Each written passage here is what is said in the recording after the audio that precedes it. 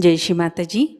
आज सुबह के ध्यान सत्र में उपस्थित सभी साधकों का हार्दिक स्वागत है। कुंडलिनी चढ़ाकर बंधन लेते हैं।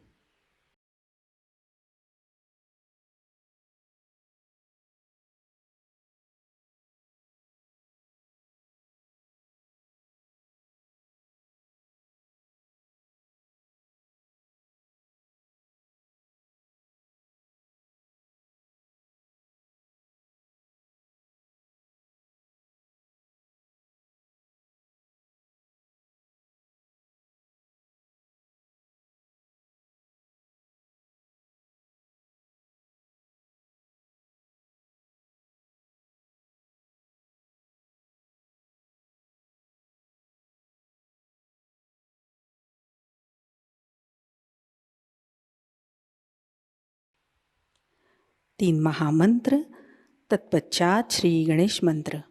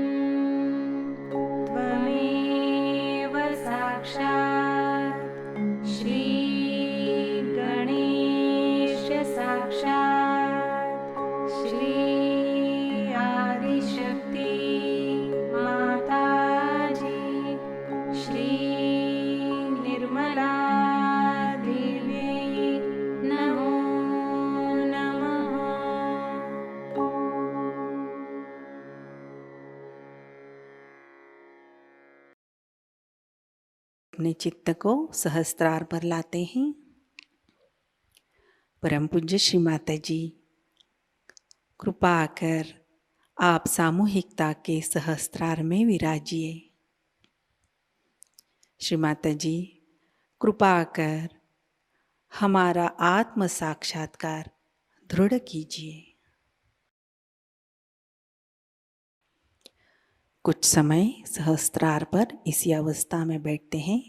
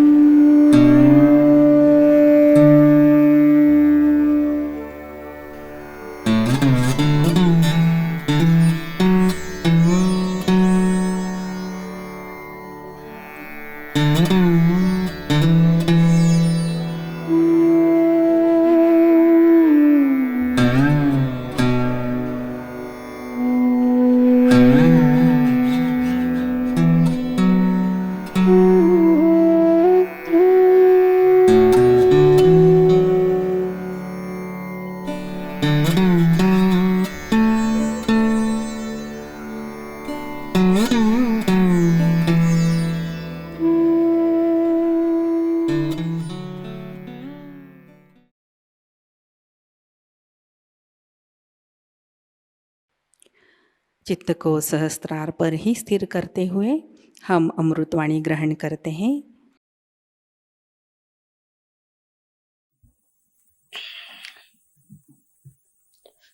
Today I thought we should have Mahasaraswati's Puja would be a good idea. Because we did Mahalakshmi, let's have Mahasaraswati.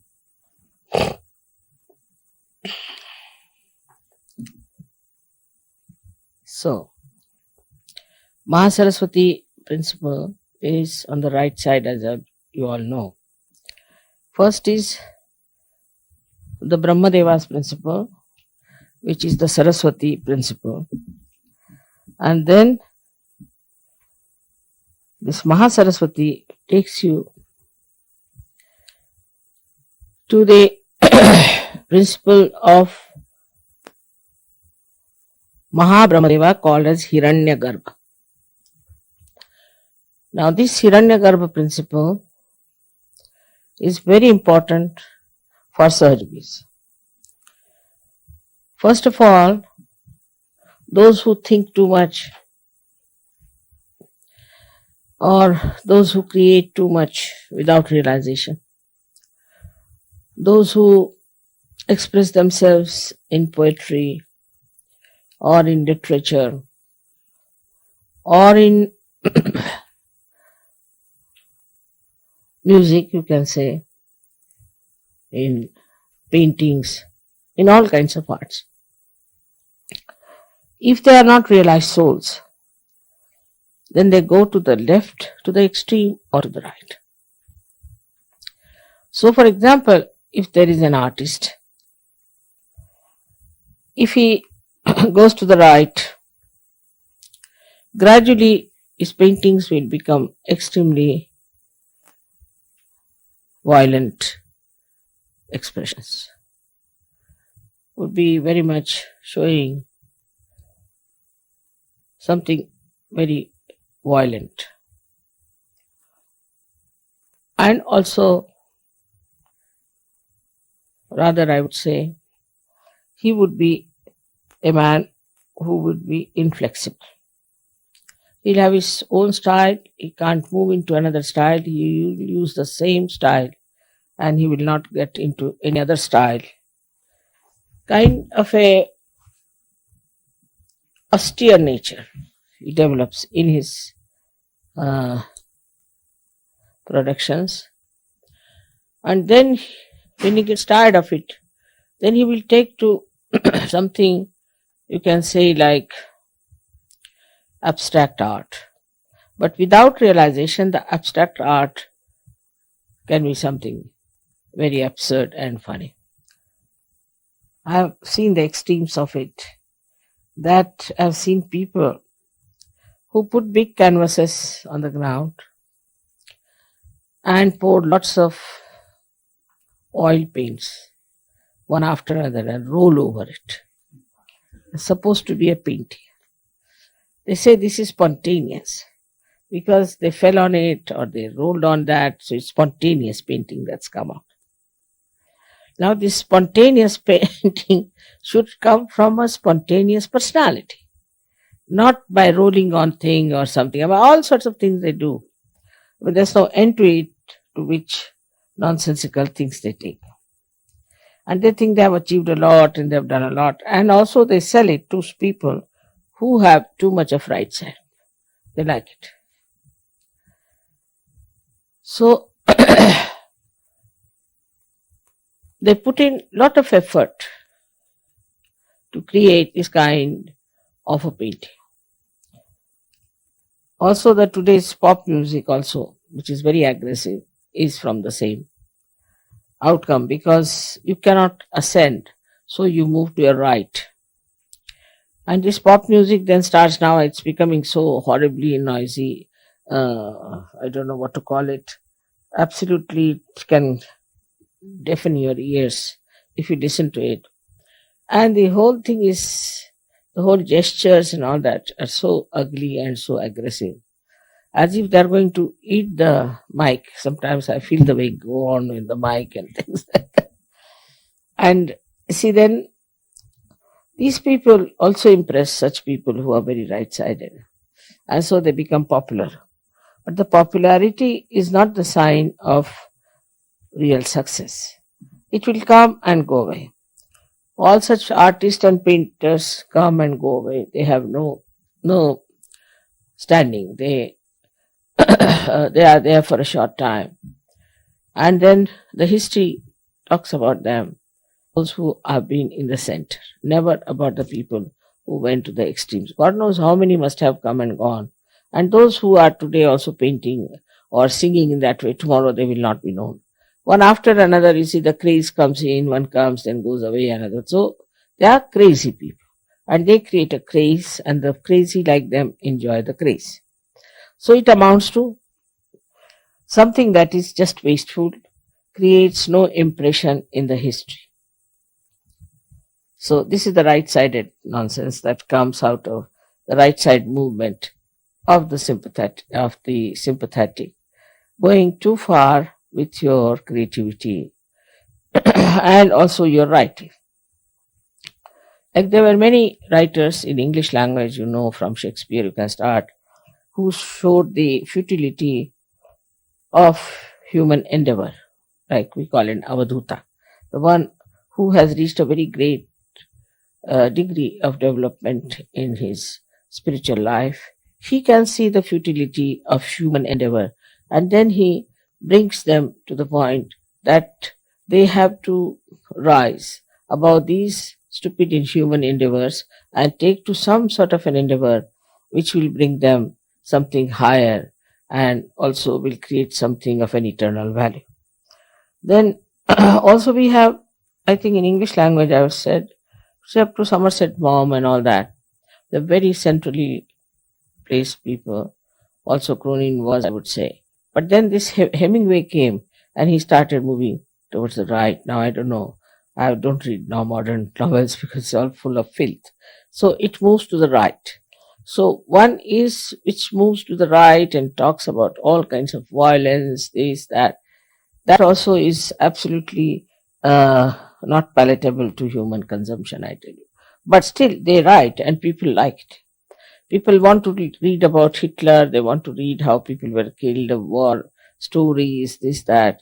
They want to see pictures which has full of violence or killing, this and that, so that their own desire to be violent, satisfied in seeing those things in films and in otherwise also reading such books of that kind. On the left hand side, when they move, you see these artists. Then, same about musicians, as I said, that the musicians become sort of absolutely suffering from Greek tragedy all the time. They go on crying and weeping and saying that this is sort of, we have been very sad, and the sadness and the tragedy of life. I mean, they go on crying and make you cry also.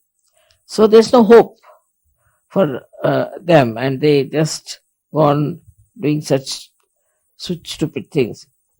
Then we have, you see, many artists also of the same kind, especially French writers as well as French poets also, and French painters, if you see. They're very left-sided because they drink a lot. If you go in any France village, after 7 o'clock, you can't find even one person on the road. And even if you want to find out the road and you knock at the door and request them that you'd like to know some road and all that, they're all drunk already at 7 o'clock. So with this thing, they become extremely over-romantic type, and they sing songs of romance, have no romance in their life. You see, they just some sort of an imaginary romance they have. And they live in that imaginary world of pain and sufferings, and they have their own ideas about their own romantic models that they formed in their heads, you see, with their left side. So the poets and the writers go to the left side like that. And in, say, for example, in our India, we had those Muslims who used to drink a lot. Then they started a thing called as ghazal. And that ghazal is nothing but crying. Even in certain poets, you see, we have this kind of a thing in the other places where there were many poets who were seeking God and were crying, "Oh God, when will I meet?" And in separation, they are singing. Not in the meeting, not in the yoga, but in separation they sing, "When will I meet you, O God?" and all that. And all such people who are still seeking like such songs going on. Up to this much is all right. But then you get lots of grotesque type of writers also who write such horrible things that you feel you are in hell. The way they describe things are horrible. And in Sanskrit it's called a bibhatsa. They create a bibhatsaras. And it's the description of very filthy things which were never before, even in English language, never I saw that. But now some books are full of filth and dirt and horrible sex descriptions that you just can't bear it. So all this comes with the left side movement, that because you see, society also moves from sometimes to the right, sometimes to the left. So when it moves to the right, they like right-sided things. Sometimes they move to the left, they like left-sided. So also there are people with two types of temperaments. So that's how they start appreciating these things, and unnecessarily they believe that they're tragic.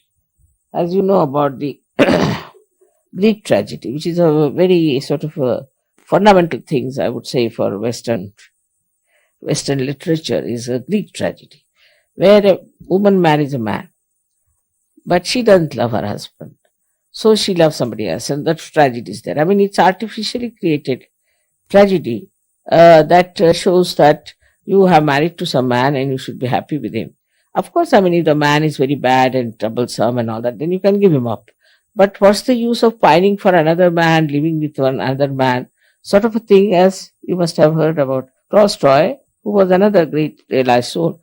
He's written Anna Karenina, and ultimately he saw that Anna Karenina commit suicide because what she was doing a wrong thing, you see. So he brought the whole thing so beautifully out, and such an introspection all the time is going on, and also the futility of this kind of a romance that was there. So all this shows to us that there are people at the same time who are in the center. I would say in French writers also, Maupassant was one of them whom I would put in the center. He showed both the sides and he showed the right side also. So we have had Goethe, we had many sort of people in Europe and England, also in English language, because I'm talking about English language. But also same in Sanskrit, in Hindi, in every language, we have the same type of people, but more in Sanskrit, we don't have many people with this right or left side. The reason is, for the literature, there are some rules and regulations. It's not the Western idea in India that we should be abandoned people. That's not accepted. So even in literature, there is a kind of restriction. What is a literature? Sahitya is called as Sahita, means which will be benevolent. Sahita means which will be benevolent. If it is not benevolent, then it is not Sahitya, it's not literature. Then it is trash. So that restriction, you see, which is there, which is given to us by great saints and seers, is still accepted. Of course, some people deviate a little bit they deviate. But once they deviate, it goes out of the society. People just don't read it. Say, for example, some people must have written this Kama Sutra or something long time back. But we never knew about it, we never read about it till the Germans came and made such an ado out of it. We never knew that there are such books. Even now, I don't know who wrote it, or I've never read such a book. I've never seen it with my own eyes.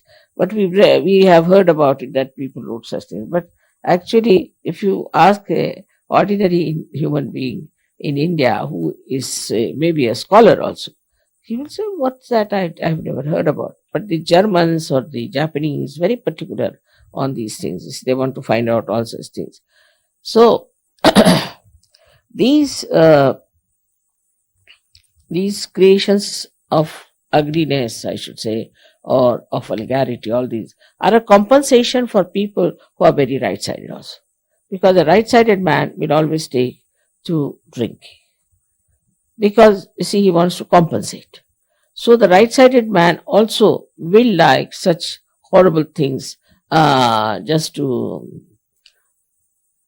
quench his thirst for power. You see, he's so mad, and then he would like to little bit neutralize that movement in such a way that his right-sided behavior is little bit compensated by the left side. So the people who are right-sided take to drinks very much. You will see people will work very hard, and 2 nights, Saturday and Sunday night, they'll just drunk. Then Monday they'll come out with a hangover. See, it's very interesting to note how human beings are. For 5 days, they will slog, and then 2 days they'll just go into a kind of a hibernation, as they say, and absolutely lost to the whole world. Whether they are doctors or professionals, they don't care. So whatever they earn in 5 days, they'll spend it in these 2 days in drinking and finish it off. So that's how the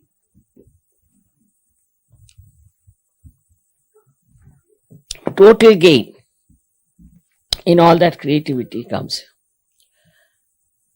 Now, when these extreme things start showing results, and then the artist gets just fed up with this kind of thing going on all around, he sees and all that, then within him rises a subtler attitude towards creativity, towards art, towards books and all. And then he starts in that reading about the true knowledge, pure knowledge.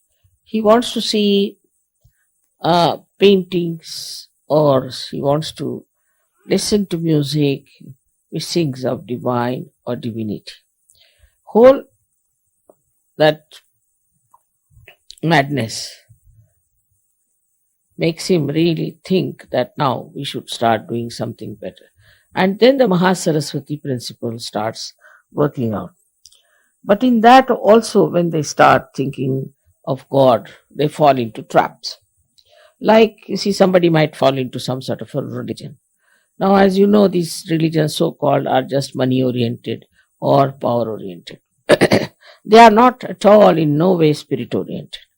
That's the reason when they are not spirit-oriented, what they give people is a kind of a personality which is all mental.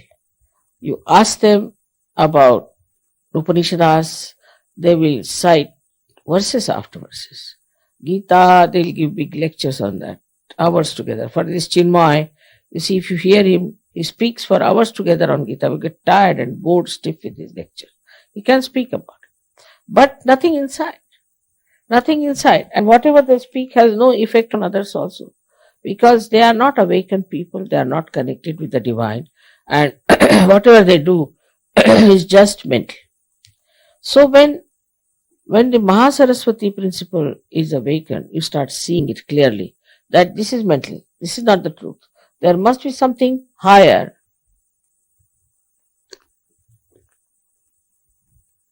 They read about all the spiritual works in their own religion in which they are born. Then they start moving out and reading about some other religions also. Then they think that every religion says the same thing. Then it comes to the Agya point.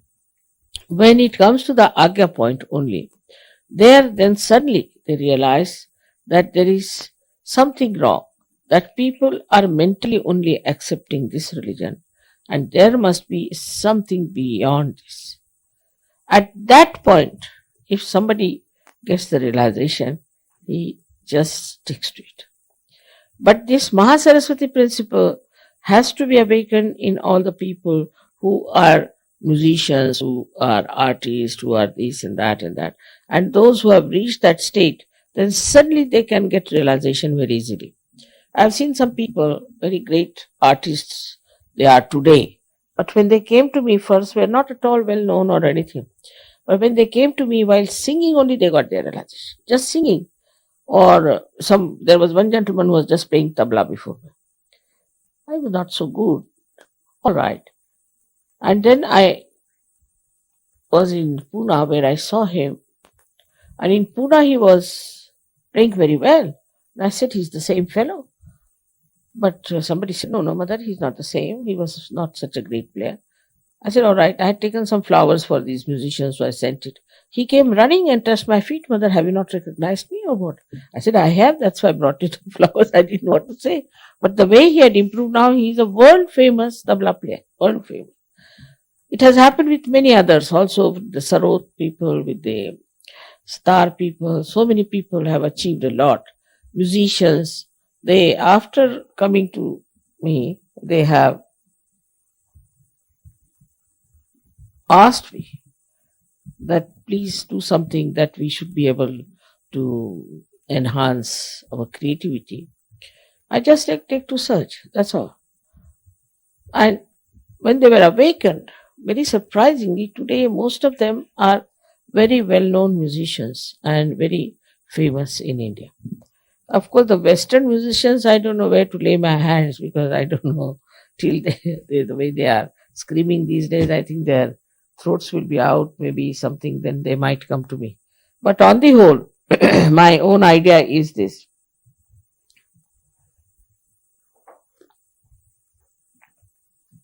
That those who have reached Mahasaraswati level through reading or through creativity, but through writings or anything, when they reach a certain state of Agya, then either they get disappointed, go to the left, and absolutely think that this is all useless. Or else, if they get realization, they become really very dynamic artists, very dynamic writers, and people who are creating something of an eternal value. So many Sahajogis who have never spoken on the stage, who have never been on the stage, they said we had a fright for the stage. They all, surprisingly, now have become great orators and speak very well and know so much. So, this is the Mahasaraswati principle.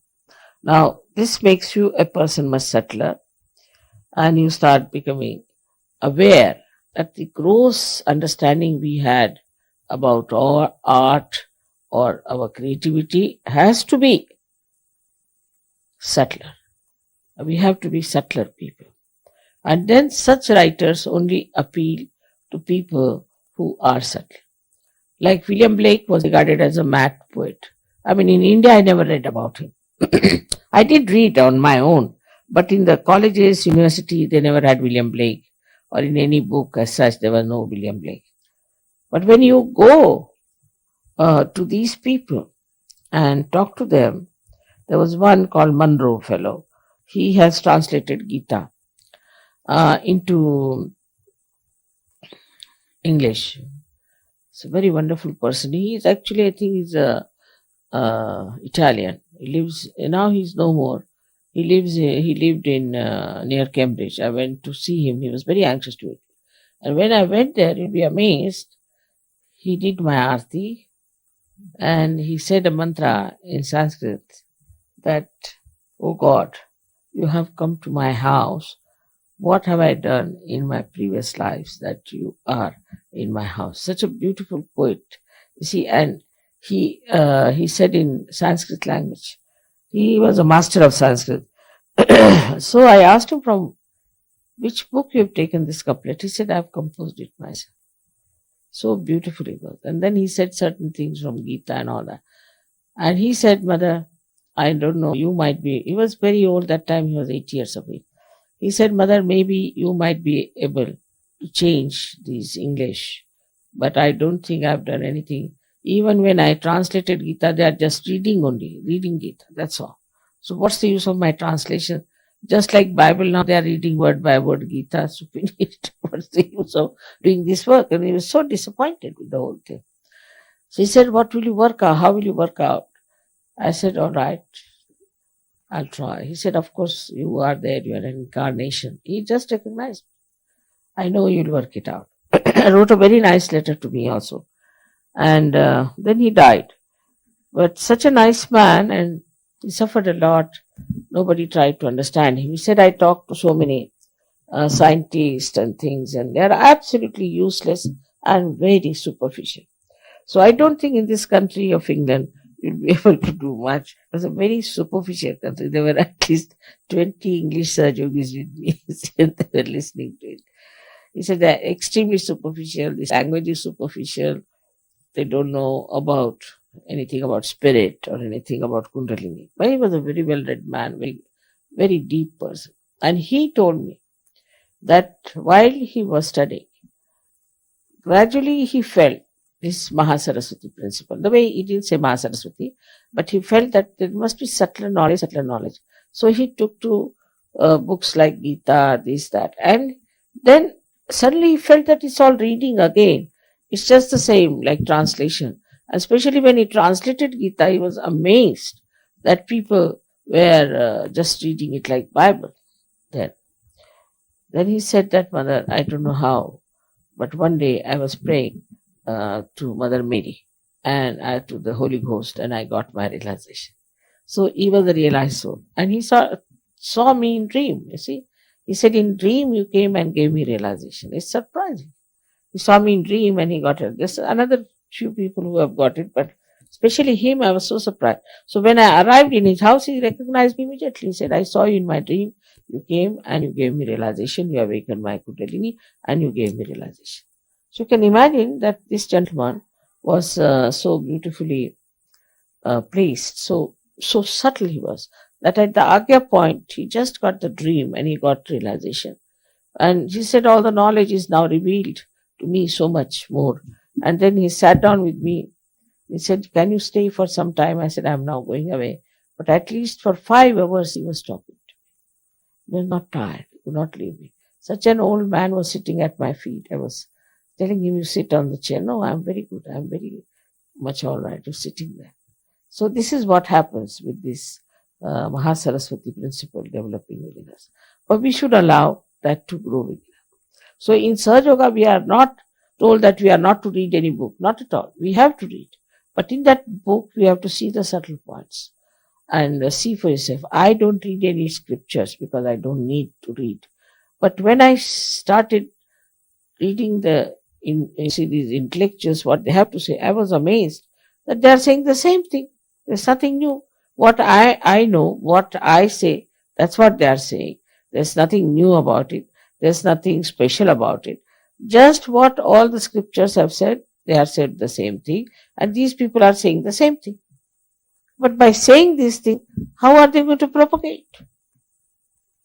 Nothing. It will be just again something that will happen outside, and it will drop out.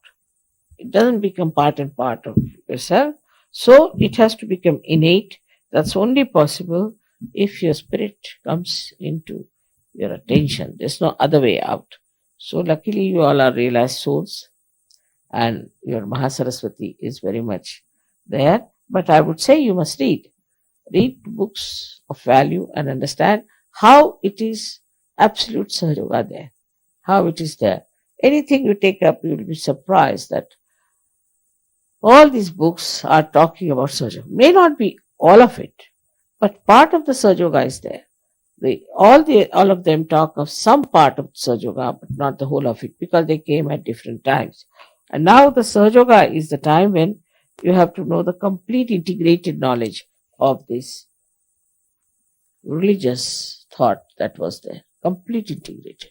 And that's how you understand that all religions are integrated. So one should, in Sahajayoga, after you come, people don't take to any reading, is wrong thing. They should read and understand what others have said, where have they gone wrong, but not these nonsensical people. You shouldn't read these nonsensical people, which you know are nonsensical. But the other day I got this book of the Christian Science. It's all Bible, nothing special about it. They are saying you should not do this, you should not do this and all that. It's all written in the Bible. What new things are you telling? Nothing. You don't need a science for that. It's just there. But they are making money out of it by explaining, and there's no explanation needed. Because that has to come within yourself, is the point, which is not there.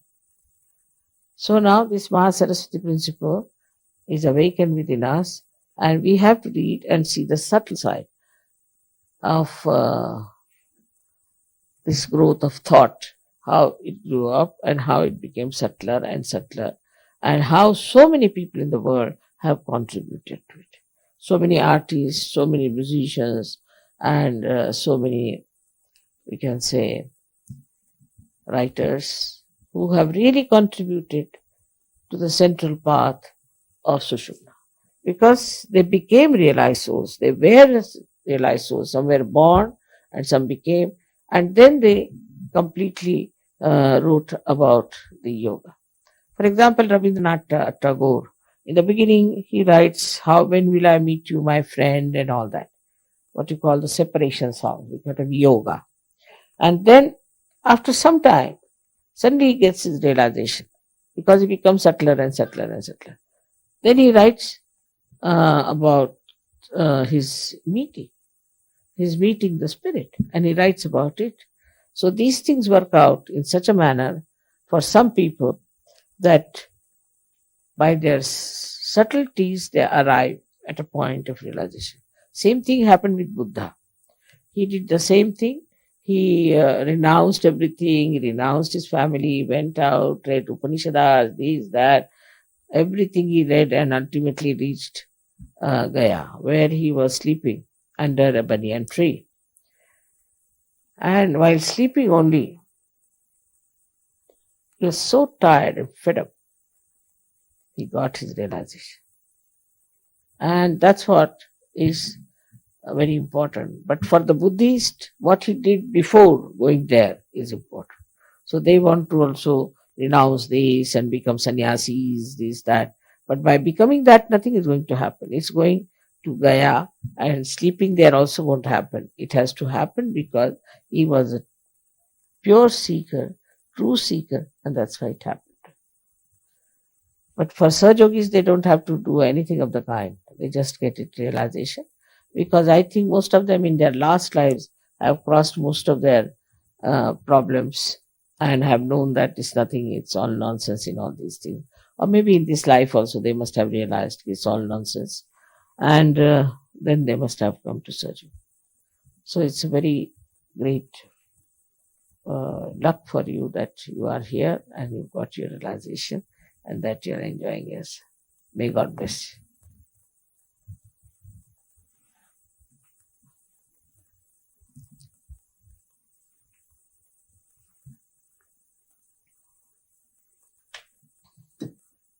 Another side which I have left over is the political side on the right side. You see, even in politics, the growth becomes subtler and subtler. Like in, say, we can say in Russia, when it was such a power oriented thing, it's not money oriented. The communism was so power oriented, it reached a place that a person like Gorbachev was to be born. Who would put it in a proper sense? And he came on a central path. He didn't want complete democracy as it is in America, it's a democracy. But he wanted a balanced thing.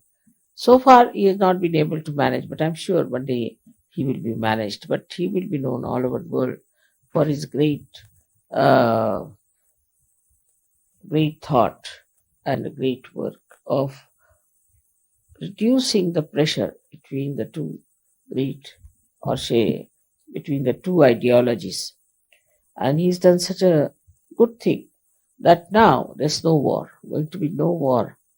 As not a very big world war, but could be a little bit here and there. That also is coming up, which is a problem of fundamentalism. It's not due to political, but fundamentalism. So now the problem today is fundamentalism, and that also comes from the right side. Absolutely. Fundamentalists are all right-sided people, and this right-sidedness takes them to any extreme of violence, could be, or in some cases, it's really crazy and madness. But a new disease has started now, those who go too much to the right. It's called as a Yuppies disease, where the whole conscious mind goes out of order and you become like a reptile. I've seen people being carried like big fishes on the shoulders and put in a seat. They just know everything by brain, it's all right. But they understand everything, they can talk well, but they cannot move their hands, cannot move their feet if they want to. Unconsciously they may, but consciously they cannot. And this disease is the one which is a warning to everyone. So we have to be careful. In Sahajayoga also, we should not go too much to the right. It's also very dangerous to go. Some people become very fanatic and start teaching Sahajayoga in a very fanatical manner. And sort of, you see, like I don't know what to call that, but sometimes I see some people speaking in a manner that one should never speak that way, because we are Sahajogis. The main theme is love, compassion, which is a living force and must be done everything with that force, which is a beautiful living force which creates these flowers, which does all kinds of beautiful constructive things. It should not be in any way a oppression, domination, or in any kind of command. You should not do like this. An organization, nothing of the kind. It is something so spontaneous, so beautiful, just works out. But as these trees have to be embedded in the Mother Earth, in the same way you should be embedded in the principle of Sahajayoga, which is compassion, love, and divine grace. If it is not there, then you'll have problems with leadership, you'll have problems. Anybody who is a violent person cannot stay in Sahajayoga. He has to disappear. Either he should change himself entirely or he has to disappear.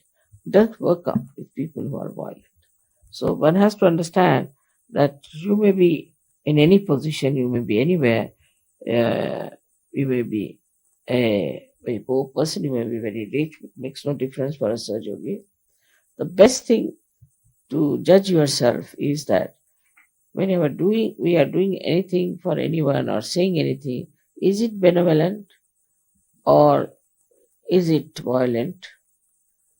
Is it for our self propagation or self uh, holier than thou sort of a principle, or it is for the goodness of others. Once you start judging like that, you'll be amazed that your whole system will change. Your way of talking, your way of working it out. For example, today, you see, there was a lady who wouldn't allow me to talk at all. She was talking all the time about something which was not important. But still, I was working it out because I knew that there's no need to talk now. This gentleman, I can work it out. So it is always so that you should try to see the whole thing as a complete play and take a very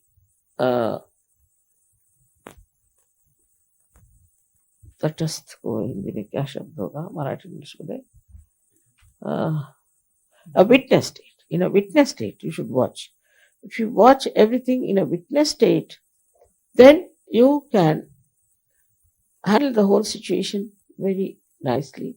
Even if you do not talk, if you do not say anything, still in a witness state you become very powerful. And in that witness state, you can easily solve lots of problems. May God bless you.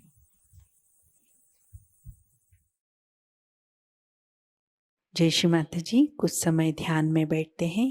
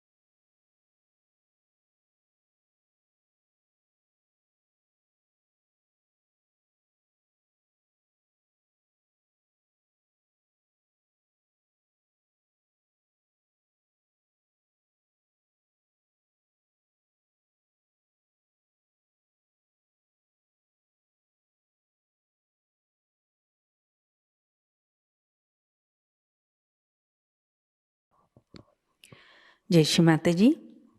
Shri Mata जी के पावन श्री चरणों में हम प्रार्थना अर्पित करते हैं। परम पूज्य श्री माता जी, आज का ध्यान आपके श्री चरणों में समर्पित है। आज की अमृतवाणी में आपने जो ज्ञान हमें प्रदान किया, सामूहिकता आपकी ऋणी है। परम पूज्य श्री माता जी, कृपा कर हमें निरंतर संतुलन में रखिए, जिससे हम हमारे धर्म पर खरे उतरे। आपकी कृपा से हमारे अंदर आध्यात्मिक समझ प्रस्थापित हो। आपकी कृपा में हमारी सुबुद्धि का उपयोग सहज कार्य के लिए हो। माँ, कृपा कर हमें उदार व्यक्ति बनाइए। हमें उत्तम संभाषण कौशल्य प्रदान कीजिए, जिससे हम सामूहिक बन सके। श्री माता जी, आज के ध्यान सत्र में अगर हमसे कोई गलती हुई हो, प्रार्थना करते हुए भी कोई गलती हुई हो, कृपा कर हम सबको क्षमा कर दीजिए। हमारी प्रार्थनाओं का स्वीकार कीजिए और हमें आशीर्वादित कीजिए। आपके श्री चरणों पर कोटि कोटि प्रणाम, अनंत कोटि प्रणाम। जय श्री माता जी। कुंडलिनी चढ़ाकर बंधन लेते हैं।